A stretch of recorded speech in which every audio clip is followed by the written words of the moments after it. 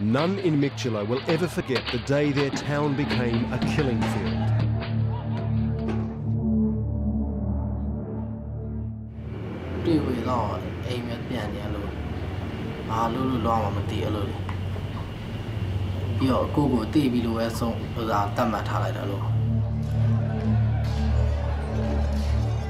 As Buddhist mobs rampaged through the streets, torching homes and mosques, Muslims hid in fear of their lives.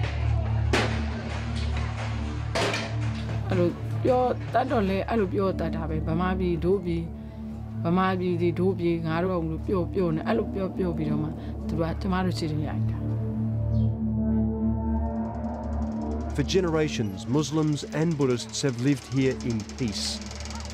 But after 3 days of unimaginable terror, more than 60 Muslims lay dead and hundreds more had fled.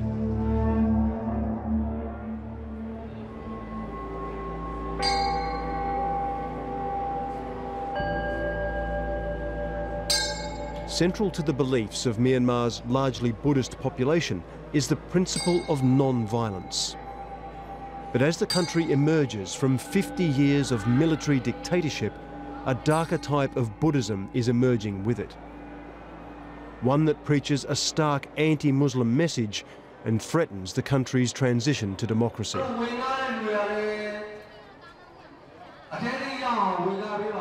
I've come to the hill town of Kalor, where hundreds of people have gathered. They're here to welcome the man described by some as the neo-Nazi monk Ashin Wiratu. As he preaches, the softly spoken monk is the embodiment of serenity and composure. But as well as Buddha's wisdom, the Venerable Wiratu's lesson is one of hate and intolerance towards Muslims.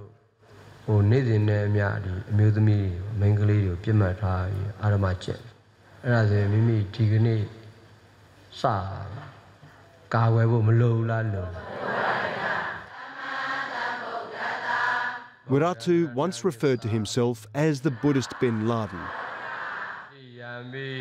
But he has thousands of followers on YouTube and Facebook and in villages throughout Myanmar. He spreads his anti-Islamic message through a group called the 969 movement. The government has banned the group, but Wiratu defiantly carries on.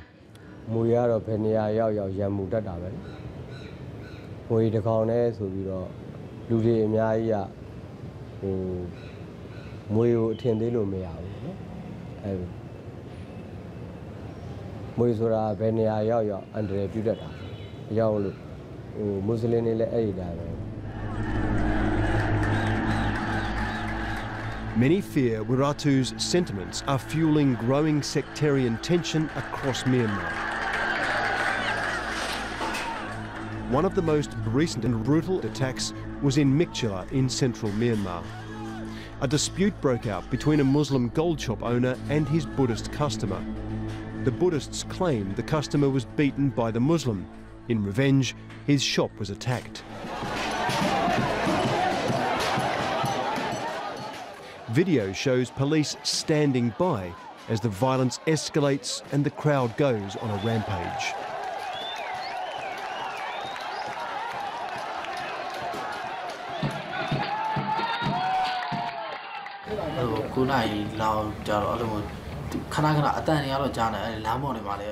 "19-year-old Ahmed, fearing reprisals, doesn't want to show his face on camera.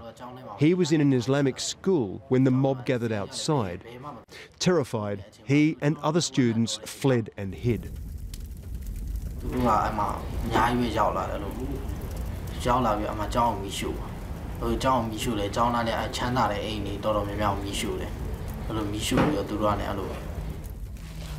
Samira was also trying to hide when she was separated from her husband and 9-year-old daughter, Min. Min and her father were caught by the mob.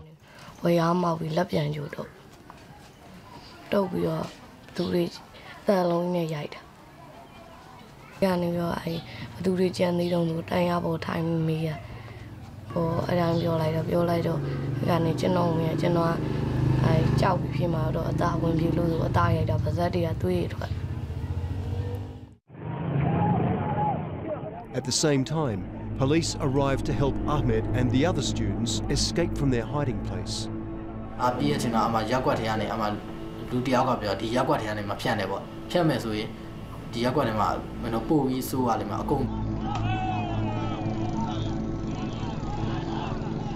While a crowd of people watched on, groups of students had to pass through the waiting mob.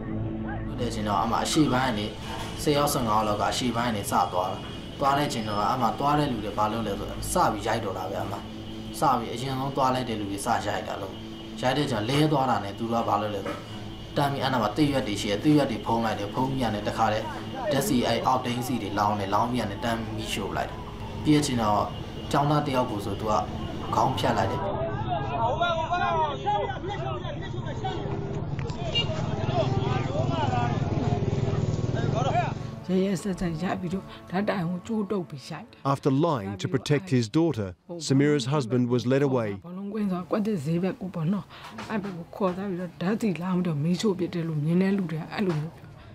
68 Muslims were killed.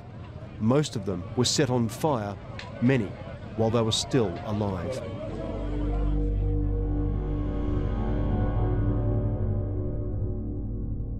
This is Mikchila today. The Muslim quarter is completely burnt out and abandoned. Its residents now live in a refugee camp at the outskirts of town. The atmosphere here is still tense. I'm told we are risking arrest if we get out of the car to film.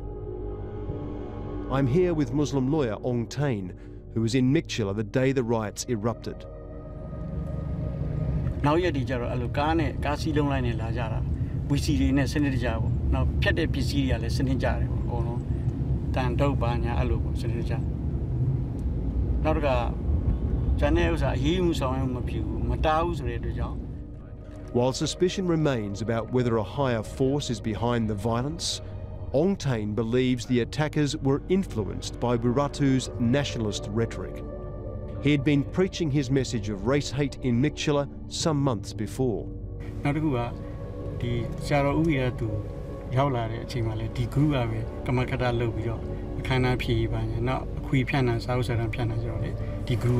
Wiratu denies he or his supporters have incited riots.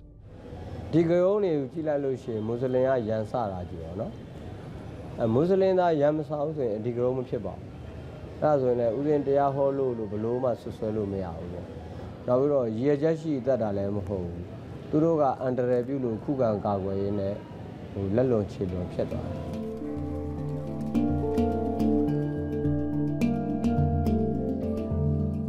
I've arranged to meet Wiratu at his Mesoyane monastery in Mandalay. Here, he oversees the training of thousands of novice monks. And nearby, the education of school students.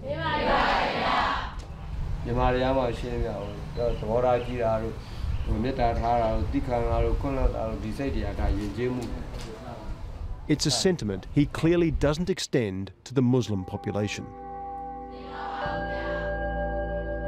The Muslims are only 5% of the population. In what way are they creating a problem for Buddhists? Islamic State down so Muslim Nangani two Roma so Louis ne Pibida, Lumu, do know we want you to so no? He sees Muslim troublemakers everywhere. I believe you are.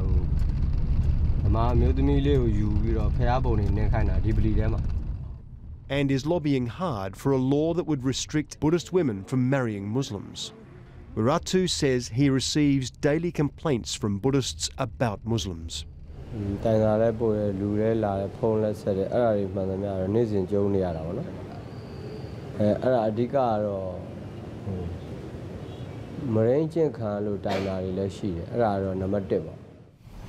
Despite the hate speech, the spokesman for reformist President Thein Sein defended Wiratu as a son of Lord Buddha, spreading the message of peace and love. It's this kind of official backing that has many Muslims believing Wiratu has top-level support. No, they take it from here.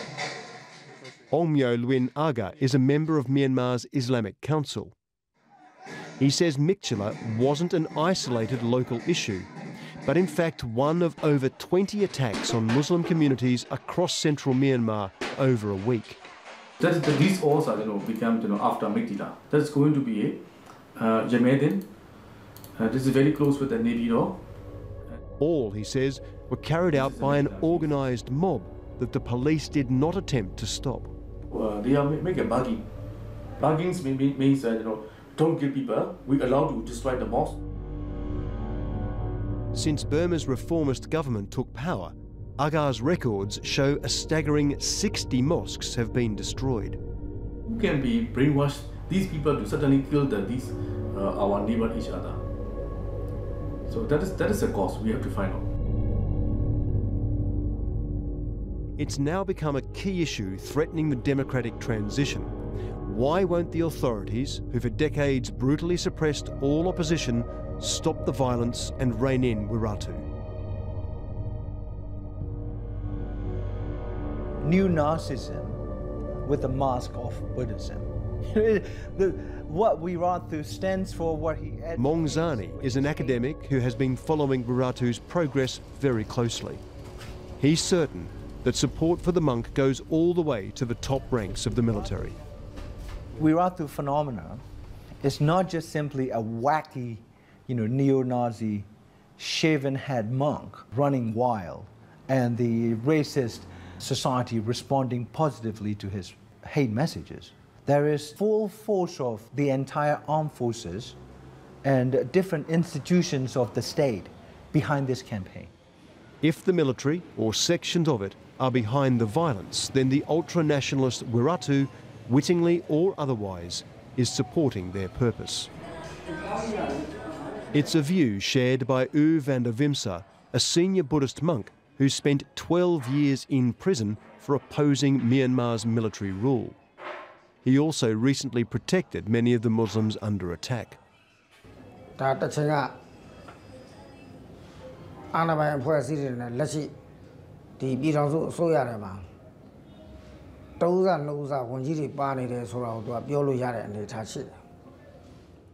And why are they doing this? What do they want?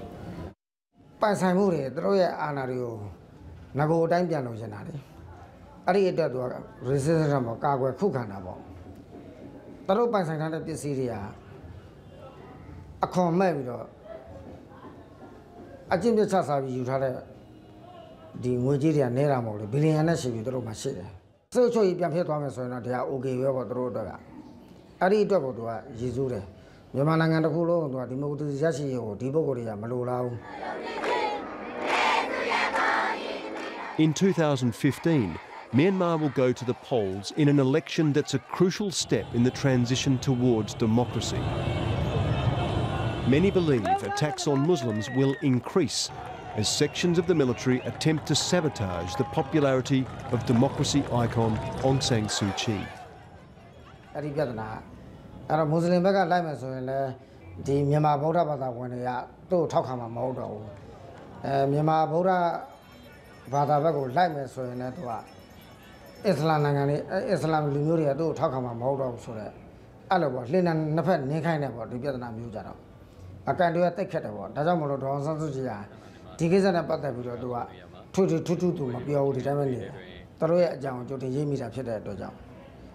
Wiratu insists he has no military or political backing, but he's keen to try and tarnish Aung San Suu Kyi with his anti-Muslim brush.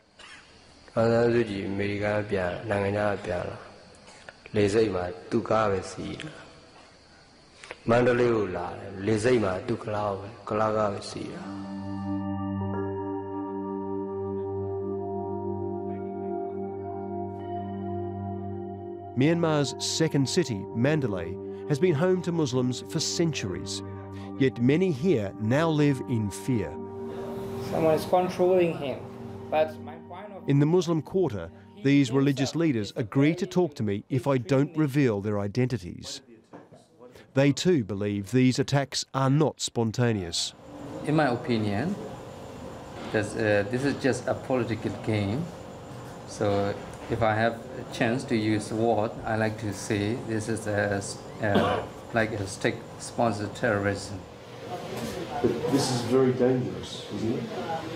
You know, if Muslims go to extreme way and they make suicide bombing or something, at the time the problem will be more, more clash. The Buddhist extremists will attack the Muslim and Muslim attack back the Buddhists. And so, Myanmar military use this word many times.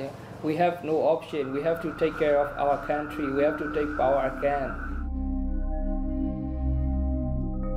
Back in Mikchila, life will never be the same.